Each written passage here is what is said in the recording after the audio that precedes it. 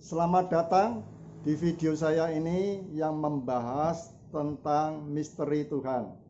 Nah, sebelumnya saya minta maaf karena sudah sebulan lebih saya absen tidak mengunggah video bagi Anda. Karena saya ada dua adik saya dan dua ponakan saya yang kena COVID-19.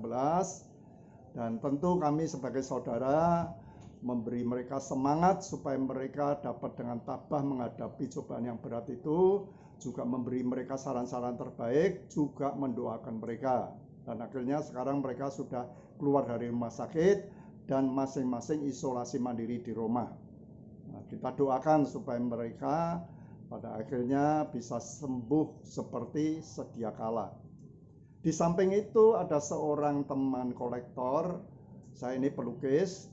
Dia mendorong saya supaya saya bisa menemukan sebuah karya seni dengan ide yang baru. Tentu ini tidaklah mudah, karena dari puluhan ribu, mungkin ratusan ribu karya lukis yang berbeda-beda itu, saya harus memunculkan suatu karya lukis yang baru dari semua itu. Tentu ini membutuhkan waktu yang saya tidak tahu kapan saya bisa menemukan itu, tapi saya mencoba terus. Tidak ada yang mustahil bagi Tuhan.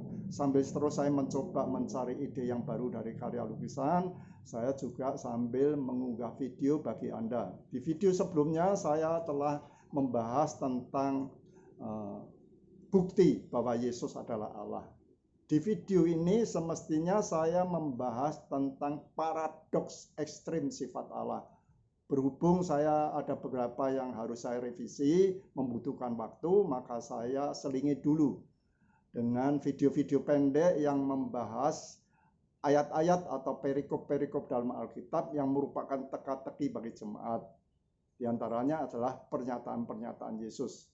Salah satunya yang saya akan bahas di sini yaitu pernyataan Yesus tentang iman sebesar biji sesawi saja bisa memindahkan gunung. Nah, ini kita bisa lihat di Matius 17 ayat 14 sampai 21. Di sana ada seorang yang menyembah Yesus lalu memohon Yesus untuk menyembuhkan sakit ayan anaknya. Dia sudah membawa anaknya ini ke murid-muridnya, tapi murid-muridnya tidak sanggup menyembuhkan anak ini. Setelah Yesus menyembuhkan anak itu, murid-muridnya bertanya, "Mengapa kami tidak bisa?" Yesus berkata, "Karena kamu kurang percaya.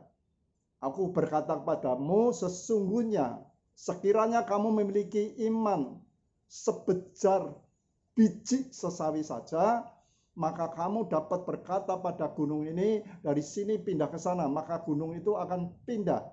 Tidak ada yang mustahil bagi kamu." Pernyataan Yesus ini tentu mengundang tanya. Semestinya, logikanya, seharusnya iman yang lebih besar dari gunung untuk memindahkan gunung. Logikanya mestinya gitu. Semisalnya kamu harus memiliki iman segede pulau untuk memindahkan gunung. Logikanya mestinya begitu.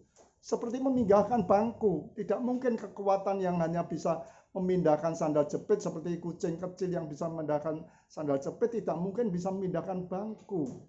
Harus kekuatan yang bisa memindahkan meja untuk memindahkan bangku. Logikanya begitu. Tapi mengapa Yesus mengatakan sebaliknya? Bahkan secara ekstrim, dia mengatakan iman sebesar biji sawi, kecil sekali, untuk memindahkan gunung yang luar biasa besarnya. Ini tidak masuk akal. Nah, Alkitab itu sungguh ajaib. Dia seakan-akan hidup. Kalau ada bagian-bagian yang merupakan teka-teki, dia sendiri bisa mengupas teka-teki itu dengan jelas. Dengan cara kita mencari ayat-ayat di bagian lain dalam Alkitab atau perikop-perikop lain dalam Alkitab yang ada hubungannya dengan ayat itu untuk menjelaskan. Nah, saya temukan di Hakim-Hakim pasal 7, di mana Gideon menghadapi pasukan Midian. Dia memiliki 32.000 pasukan.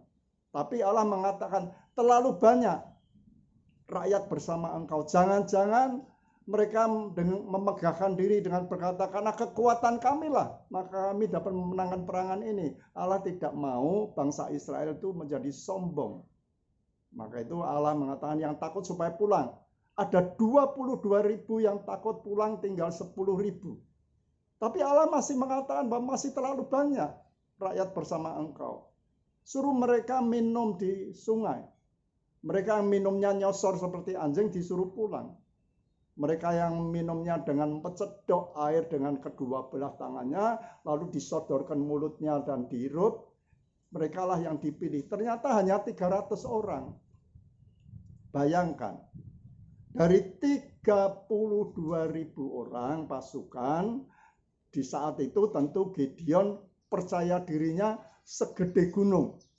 Seumpama pasukan Midian itu memiliki pasukan yang jumlahnya sama, berarti 1 lawan 1. Dengan 1 lawan 1 kita pasti menang. Gideon akan bisa menyemangati pasukannya dengan kata-kata yang demikian. Nah, setelah surut dari 32.000 menjadi 10.000, jadi kepercayaan Gideon dari segede gunung surut menjadi segede bukit. Tapi masih masuk akal. Gideon masih bisa menyemangati pasukannya. Dengan 10.000 pasukan ini, 1 orang menghadapi 3. Ayo kita tetap semangat. Masih mungkin. Tapi setelah dipangkas lagi menjadi 300 orang, Gideon semangatnya hilang. Kepercayaannya sudah pada titik 0. Nah, kita harus membedakan antara iman dan percaya. Yesus mengatakan tentang iman itu, dia mengatakan bahwa iman hanya sebesar biji sesawi saja bisa memindahkan gunung. Artinya apa? Yesus hendak mengatakan iman itu tidak perlu besar. Artinya kalau iman itu besar sudah bukan iman. Iman sebiji sawi bisa melakukan hal yang tidak masuk akal dengan mengatakan pada gunung itu dari sini pindah ke sana, itu kan hal yang mustahil. Dengan iman yang kecil bisa melakukan hal yang mustahil. Artinya Yesus hendak mengatakan tidak perlu iman yang besar. Iman yang besar itu bukan iman. Iman itu ibaratnya sinar laser. Sinar laser itu bisa berfungsi dengan baik kalau dia disetel kecil. Semakin kecil dia bisa menembus baja sekalipun. Kalau sinar laser disetel besar, dia sudah tidak berfungsi sebagai sinar laser. Itu hanya sebagai lampu sorot atau bahasa Jawa sokle. Bukan sinar laser lagi. Demikian pun iman. Iman itu harus kecil. Kalau besar itu bukan iman. Besar itu adalah kepercayaan diri. Gideon dengan kepercayaan diri yang segede gunung ketika dia punya 32 pasukan. Lalu terpangkas menjadi segede bukit ketika dia jumlahnya terpangkas menjadi 10.000. Tapi masih mungkin, masih punya percaya diri. Setelah terpangkas menjadi 300 orang, kepercayaan Gideon pada titik 0. Nah, tadinya dia memikirkan keselamatan bangsanya. Sekarang Gideon ketakutan, hanya memikirkan keselamatan dirinya. Maka itu Allah berkata, dengan 300 orang ini aku akan menyelamatkan engkau. Karena Gideon sudah memikirkan keselamatan dirinya. Maka itu Allah mengatakan dengan 300 orang ini aku akan menyelamatkan engkau. 300 orang di mana Gideon kepercayaannya 0, sudah tidak percaya sama sekali. Dengan 300 orang itu bisa memenangkan peperangan. Allah justru memakai 300 orang yang tidak dipercaya oleh Gideon itu untuk menyelamatkan Gideon. Artinya Allah minta supaya kepercayaan yang 0 itu pindah ke iman. Iman pada dia, karena dia Allah yang maha kuasa. Dia sanggup melakukan segala perkara, hal-hal yang mustahil sekalipun. Dan Gideon harus mengikuti petunjuk-petunjuk Allah, akhirnya dia bisa memenangkan peperangan. Karena tidak ada yang mustahil bagi Allah. Jadi artinya iman sebiji sesawi, artinya iman yang hanya konsentrasi percaya pada Allah saja. Tidak pada yang lain, tidak pada kekuatannya dirinya, tidak pada apa yang dimiliki untuk menyelesaikan masalah. Karena Gideon telah dipreteli semua kepercayaan dirinya, dipreteli sampai pada titik 0. Pada waktu itu Tuhan menganjurkan dia, memerintahkan dia supaya dia hanya percaya pada Allah saja untuk menyelesaikan masalah yang tidak mungkin bisa diselesaikan. Itu artinya iman sebiji sesawi, iman yang kecil tapi justru konsentrasi pada Allah saja. Itu artinya iman sebiji sawi. Nah, di video selanjutnya saya akan membahas tentang pemuda yang kaya, di mana Tuhan Yesus sungguh menyatakan suatu yang sangat kontroversial, yaitu dia mengatakan bahwa sulit bagi seorang yang kaya untuk masuk dalam kerajaan surga, sama sulitnya seperti unta untuk masuk dalam lubang jarum. Tentu ini jadi masalah besar ya bagi orang-orang kaya terutama. Nah, nanti di video selanjutnya saya akan membahas ini dengan sejelas-jelasnya. Sampai jumpa di video saya selanjutnya. Tuhan memberkati.